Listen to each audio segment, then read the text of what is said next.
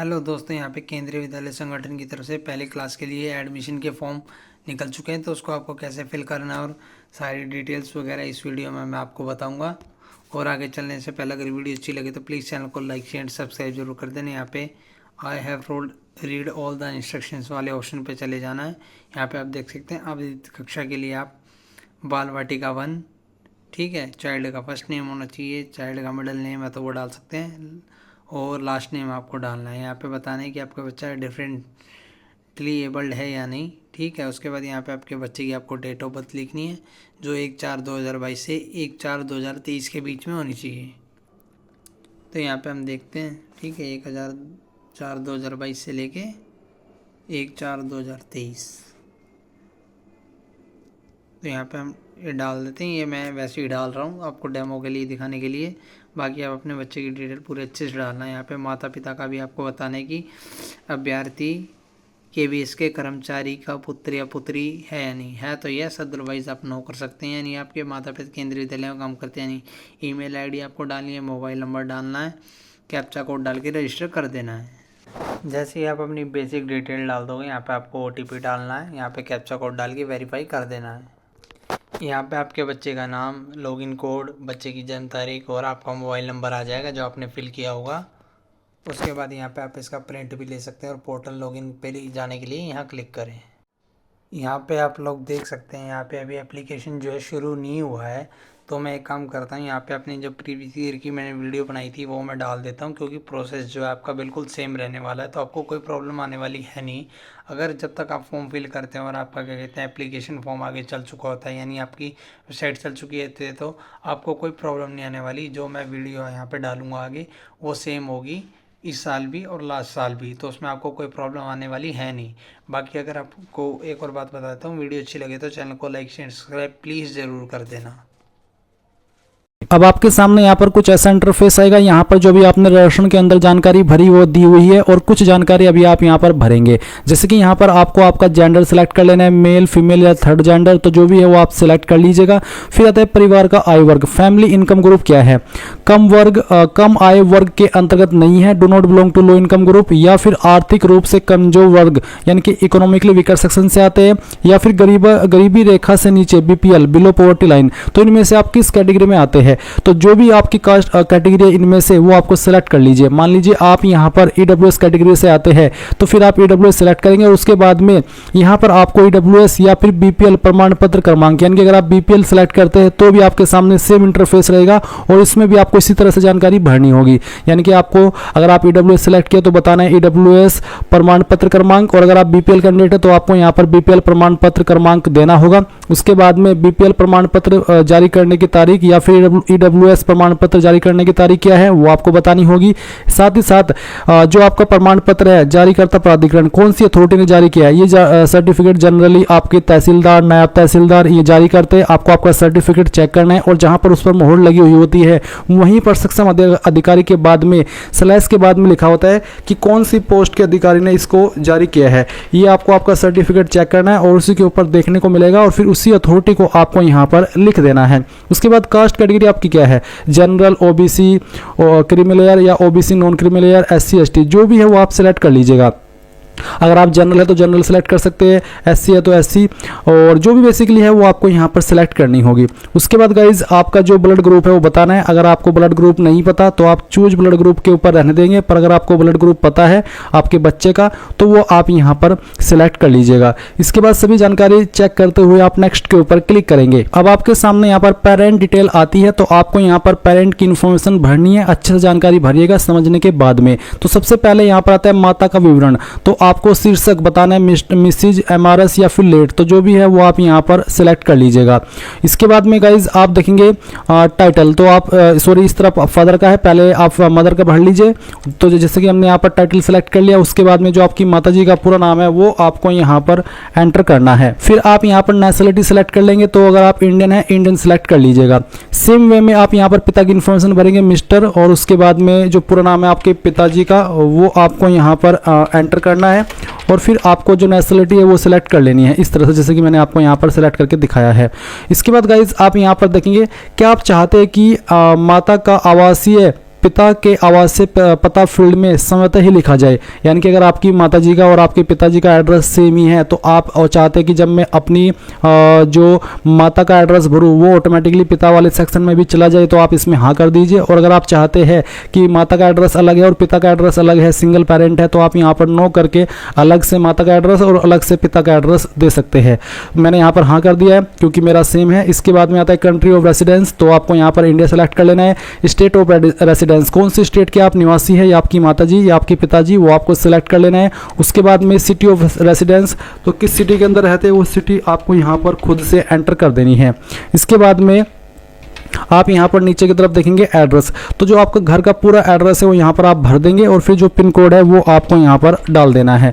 इसके बाद नीचे की तरफ आएंगे, अपना कोई लैंडलाइन नंबर है तो वो डाल देंगे, मोबाइल नंबर कोई सेकेंडरी है वो डाल देंगे, ईमेल एड्रेस यहाँ पर दे देंगे और फिर आपको यहाँ पर इस तरफ पिता का मोबाइल नंबर और जो पिता का ईमेल एड्रेस है वो यहाँ पर देना है। फिर नीचे की तरफ आप आएंगे, देखेंगे यदि माता काम करती है या फिर थी तो कृपया निम्न जानकारी भरे, तो यहाँ पर ऑक्यूपेशन उनका बताना है। अगर कुछ भी वो काम करते हैं तो आप यहाँ पर लिख सकते हैं, जैसे कि हाउसवाइफ या फिर होम मेकर, जो भी है वो आप यहाँ पर इस तरह से दे सकते हैं। और संस्था का नाम वो आप दे सकते हैं। अगर नहीं करती है तो आप इस ऑप्शन को चाहे तो खाली छोड़ सकते हैं। इसी प्रकार से आपको यहाँ पर पिता की इन्फॉर्मेशन देनी है, तो जो भी है बेसिकली वो आप इस तरह से भर दीजिएगा। अगर नहीं है कुछ भी काम तो आप इनको खाली छोड़ सकते हैं और फिर आप यहाँ पर नेक्स्ट के ऊपर क्लिक करेंगे। अब आता है चॉइस ऑफ स्कूल, तो आप कौन सी स्कूल को चॉइस देना चाहते हैं वो आप सिलेक्ट करेंगे। आपको बोला कि आप 3 अलग अलग केंद्रीय विद्यालयों में किसी भी प्राथमिकता के बिना आवेदन कर सकते हैं, यानी कि जिसको मेन प्राथमिकता आपको नहीं देनी है उसके बिना भी आप 3 अलग अलग केंद्रीय विद्यालयों में जो अपनी प्रेफरेंस है वो दे सकते हैं। स्कूल विकल्पों को भरने के लिए नीचे दिए गए टैब पर क्लिक करें। यदि आप 3 से कम केंद्रीय विद्यालयों में आवेदन करना चाहते हैं तो आप 1 या अधिक टैब छोड़ सकते हैं। हालांकि कम से कम एक विद्यालय का विकल्प दिया जाना अनिवार्य है, यानी कि एक तो आपको जो प्रेफरेंस है वो देनी ही होगी, और वैसे इसमें मैक्सिमम यहाँ पर 3 के ऑप्शन आपको दिए गए हैं। तो सबसे पहले आप यहाँ पर सिलेक्ट विद्यालय फर्स्ट, आप इसके ऊपर आएंगे, कौन सी स्टेट के अंदर चाहते हैं वो स्टेट सिलेक्ट कर लेंगे। फिर यहाँ पर आता है आपका सिलेक्ट स्कूल, कौन से स्कूल के अंदर चाहते हैं। यहाँ पर काफ़ी सारे स्कूल उस स्टेट के आपको देखने को मिल जाएंगे, तो जिसके अंदर भी चाहते हैं वही आप यहाँ पर सिलेक्ट कर लीजिएगा। तो एग्जांपल के लिए मैं यहाँ पर एक सिलेक्ट कर लेता हूँ। अब ये मैंने सिलेक्ट कर लिया। उसके बाद में आप यहाँ पर नीचे आएंगे, देखेंगे आपका school category for admission purpose वो आप देख सकते हैं। फिर आप नीचे की तरफ आएंगे, देखेंगे स्कूल लोकेशन मैप, तो आप व्यू मैप के ऊपर क्लिक करके स्कूल के लोकेशन भी देख सकते हैं। फिर नीचे की निवास से विद्यालय की दूरी किलोमीटर में, जो आपका निवास है उससे विद्यालय की दूरी कितनी है, 5 किलोमीटर से कम या बराबर, 5 किलोमीटर से अधिक, तो आपने यहाँ पर ये जो स्कूल चुना है और जो आपका घर का एड्रेस है उससे कितनी दूर है, 5 किलोमीटर या उसके बराबर है या 5 किलोमीटर से अधिक, जो भी है वही आप यहाँ पर टिक कर दीजिए। अगर आप 5 किलोमीटर से अधिक सेलेक्ट करते हैं तो यहाँ पर आता है केवीएस प्रवेश दिशा निर्देश के अनुसार आप इस विद्यालय में आरटीआई के तहत प्रवेश के लिए नहीं पात्र है। और अगर आप यहाँ पर 5 किलोमीटर या इससे कम या बराबर में है तो गाइज यहाँ पर आपको इसके लिए बोला है कि आप इसमें अप्लाई करने के लिए एलिजिबल है। तो कहने का मतलब ये है कि जो आप केवीएस सेलेक्ट कर रहे हैं स्कूल, वो आपके एड्रेस के 5 किलोमीटर की रेंज में ही रहना चाहिए। तो यहाँ पर जो मैंने अपना केवीएस सेलेक्ट किया है वो मिर्ज़ापुर में है, तो मैंने यहाँ पर मिर्ज़ापुर को सेलेक्ट करके, और मेरी इसकी जो रेंज है उसकी लिमिट 8 किलोमीटर की दी गई है, मैंने यहाँ पर 8 किलोमीटर से कम या उसके बराबर ये वाला ऑप्शन सेलेक्ट कर लिया है। फिर आप नीचे की तरफ आएंगे और आप यहाँ पर देखेंगे क्या आपको सेवा प्राथमिकता श्रेणी भरने में मदद चाहिए। अगर आपको मदद चाहिए, आपको नहीं पता है कि क्या है, तो आप यहाँ पर हाँ कर दीजिए, और हाँ करने के बाद में आपको इन सवालों के आंसर करने और ऑटोमेटिकली आपकी यहाँ पर सेवा प्राथमिकता भरी जाएगी। जैसे कि पिता माता का एम्प्लॉयर चुने, तो आप चूज एम्प्लॉयर के ऊपर क्लिक करेंगे और बताएंगे कि आपके पिता इनमें से किस लाइन में है, जैसे कि एडवोकेट है, AIIMS, air India, all India radio, anganwadi, बाल भवन, तो इनमें से किस डिपार्टमेंट में है। आपको कहाँ यहाँ पर काफ़ी सारे जो ऑप्शन है वो देखने को मिल रहे हैं। यहाँ पर तिहाड़ जेल का भी ऑप्शन है, तो इसमें जैसे कि जो भी फील्ड में आपके माता है, आपके पिता है, वो आपको सिलेक्ट कर लेना है। तो चलिए एग्जाम्पल के लिए मैं यहाँ पर आपको एक सिलेक्ट करके दिखाता हूँ। तो चलिए मैं यहाँ पर सिलेक्ट कर लेता हूँ एडवोकेट। अब मैंने सिलेक्ट कर लिया। उसके बाद में यहाँ पर आता है एम्प्लॉयमेंट स्टेटस, तो आप बताइए, जैसे कि यहाँ पर नॉट एप्लीकेबल आ रहा है। अगर मैं यहाँ पर इसके अलावा कुछ और सिलेक्ट करता हूँ, मान लीजिए आंगनवाड़ी सिलेक्ट करता हूँ तो भी यहाँ पर नॉट एप्लीकेबल है। कोई और कंपनी सेलेक्ट करता हूँ तो यहाँ पर आता है सर्विंग परमानेंट। तो बेसिकली जो भी आप यहाँ पर ये जो फील्ड है या फिर जो कंपनी नेम है वो सिलेक्ट कर रहे हैं, उसके अकॉर्डिंग उस पर जो चीज़ एप्लीकेबल हो रही है वो आपको आपको यहाँ पर इस वाले ऑप्शन में चूज एम्प्लॉयमेंट स्टेटस में देखने को मिलेगी, क्योंकि मैंने यहाँ पर अलग अलग ऑप्शन सेलेक्ट करके दिखे, कुछ में NA आ रहा है और कुछ में यहाँ पर पोस्ट का नाम आ रहा है। तो जैसे कि चलिए मैं ये सिलेक्ट कर लेता हूँ।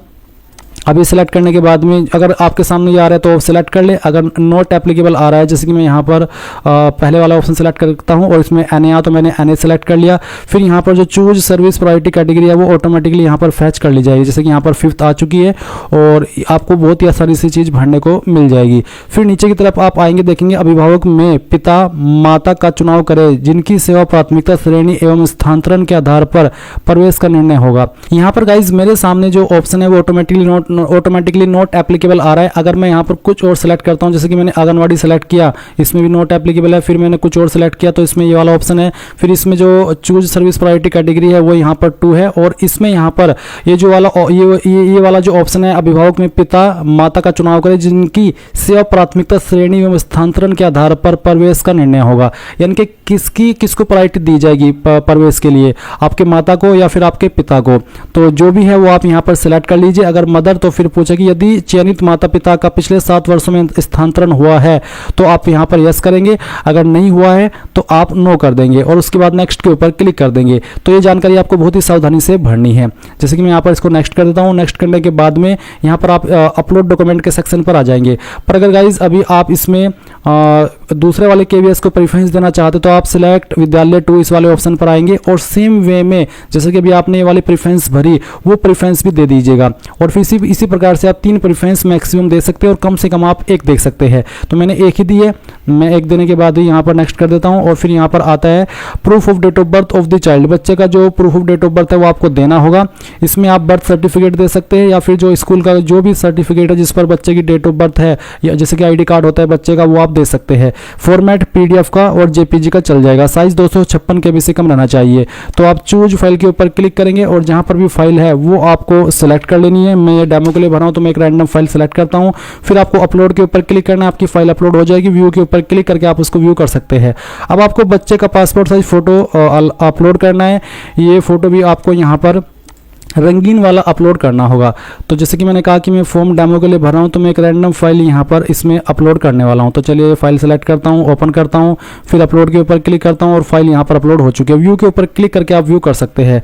यहाँ पर यदि विद्यालय द्वारा प्रवेश की पेशकश की जाती है तो तब प्रवेश के समय निम्नलिखित दस्तावेज विद्यालय के समक्ष प्रस्तुत करने होंगे। ये सभी डॉक्यूमेंट्स आपको तैयार करने होंगे। अगर आप इसमें शॉर्ट लिस्ट हो जाते हैं तो ये सभी डॉक्यूमेंट्स तैयार रख लीजिएगा। फिर आप नेक्स्ट के ऊपर क्लिक करेंगे, डिक्लेरेशन आएगा, यहाँ पर टिक करेंगे। इसके बाद में यहाँ पर आपको इसमें टिक करने के बाद में सेव टू प्रीव्यू इसके ऊपर क्लिक करना है। आपका प्रीव्यू हो चुका है। फिर आप प्रीव्यू के ऊपर क्लिक करेंगे, जो भी जानकारी भरी है उन सभी को आप चेक कर लेंगे और उसके बाद में गाइज आप सबमिट एप्लीकेशन इसके ऊपर क्लिक करेंगे और यहाँ से आप यस सबमिट इसके ऊपर क्लिक कर दीजिए। फिर आपके नंबर के ऊपर अगेन एक OTP सेंड किया जाएगा। जब तक आप ये OTP यहाँ पर नहीं डालेंगे तब तक आपका फॉर्म फाइनल सबमिट नहीं होगा। तो आप क्या वेरीफाई OTP कर दीजिए। OTP डालने के बाद आपका फॉर्म फाइनल सबमिट हो चुका है। प्रिंट एप्लीकेशन के ऊपर क्लिक कीजिए। अगर आपके पास प्रिंटर नहीं है तो प्रिंट एप्लीकेशन के ऊपर क्लिक करके यहाँ से इसको PDF के रूप में सेव कर लीजिए और बाद में प्रिंट करा लीजिएगा।